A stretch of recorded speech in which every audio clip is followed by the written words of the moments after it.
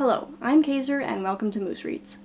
Before I get started, I want to say that the opinions that I give here are my own opinions. They are extremely subjective.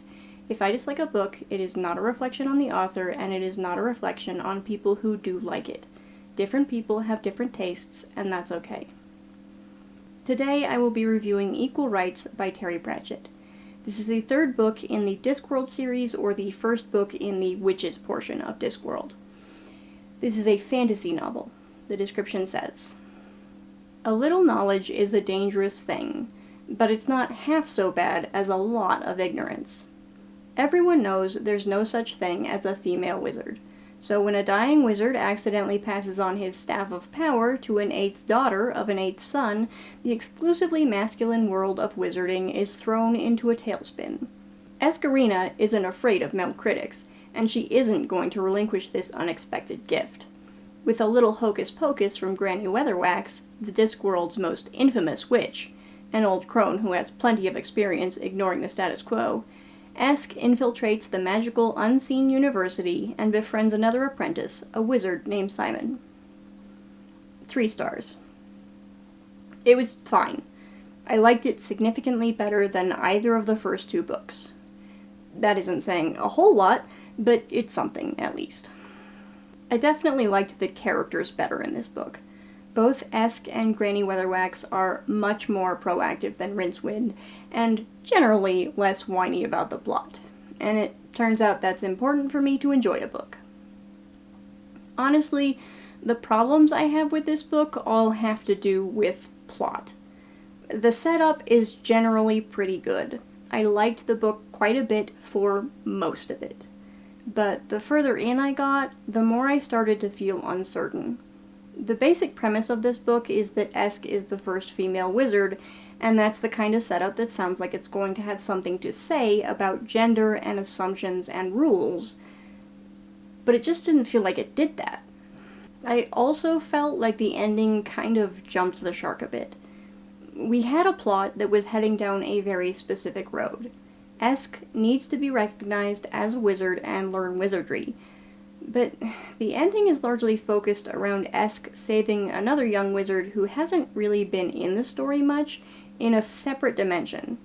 The gender politics don't come into it at all on Esk's part, and are just kind of brushed over by other characters working outside that dimension.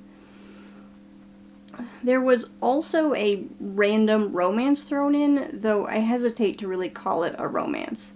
The head wizard starts crushing on Granny despite wizards being celibate, and there's some back and forth with them that doesn't really go anywhere. I honestly wish Pratchett would stop throwing these random couples into his books.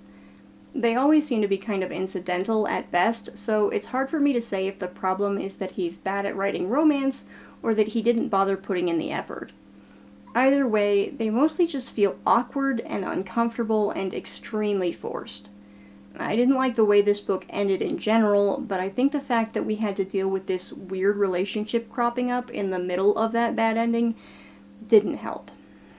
That's it for no spoilers. If you don't like spoilers, now is the time to pause or close the video. For everyone else, let's talk details. Like I said, one of the bigger problems I had with this book is that it seemed like it should have had something to say about gender, and it just didn't. We do spend a lot of time with Granny Weatherwax insisting that Esk can't be a wizard, she has to be a witch, and trying to make that work. But we don't really get much discussion on why that is, and the characters are never forced to rethink their assumptions in any meaningful way. Instead, Esk eventually reaches a crisis point with her magic, and Granny is forced to just throw her hands up and say, "Fine, she's a wizard." And that's it. She's a wizard, so we'll take her to wizard school. We get plenty more plot between that point and actually reaching the wizard school, and then we're probably 2/3 of the way in, so there's not much book left for her to now explore those deeper questions within the wizard school either. And she doesn't. They won't let her in because she's a girl. She can't be a wizard. So Granny gets her a job working as a maid for the school so she can kind of learn through osmosis and maybe get another shot at convincing them to let her be a wizard. Neither of these things really works, though. She can't really learn wizardry because she can't attend classes and she can't read the books. She never interacts with any of the wizards either, until we start doing the end plot shift, which has almost nothing to do with whether or not Esk is accepted as a wizard. I say almost nothing because Pratchett did force them to connect at one point in order to resolve the plot, but I'm not using the word force there lightly. See, Simon, the other young wizard Esk is kind of friends with, is very, very smart, and his very, very smart magic is attracting monsters from another dimension who want to come to ours. Despite being very, very smart, and despite every other wizard, including Esk, knowing that these monsters exist and seemingly being able to see them, Simon is completely oblivious to the threat hanging over his head. So, while he's doing some of his very, very smart magic, the demons nearly escape into this dimension, and Esk's wizard staff smacks him on the head to knock him out and make it stop. Despite this being a fairly obvious reason for the staff to behave this way, Esk is under the impression that it tried to kill Simon, so she throws it into the river. So when both she and Simon end up in the other dimension fighting against the monsters, Esk doesn't have her staff. She manages all right for a while, but she starts to have problems. In the regular dimension, Granny realizes that Esk is struggling and needs her staff.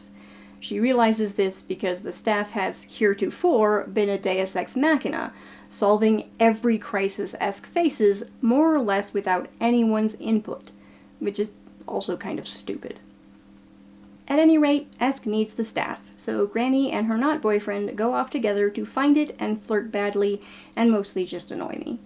They get it and bring it back, but for some reason, suddenly it decides it can't magic anymore unless the head wizard allows Esk to be a wizard.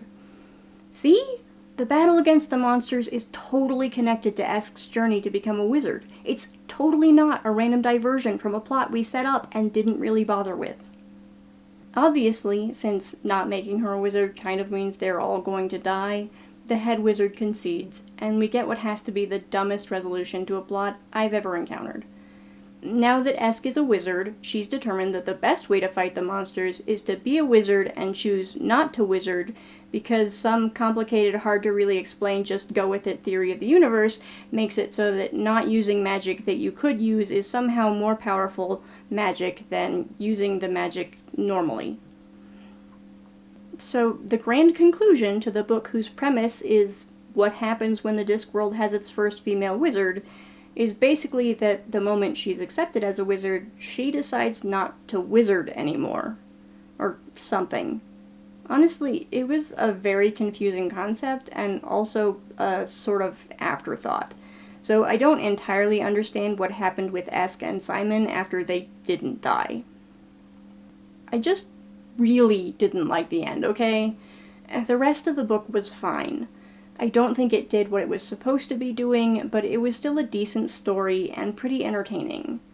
But the end just doesn't work for me. It feels completely disconnected from anything else happening throughout the book, and it gets resolved in ways that are both hard to follow and very annoying. That's all I have to say about Equal Rites. If you like this video, I hope you'll watch more in the future. Thanks for watching this one. Bye!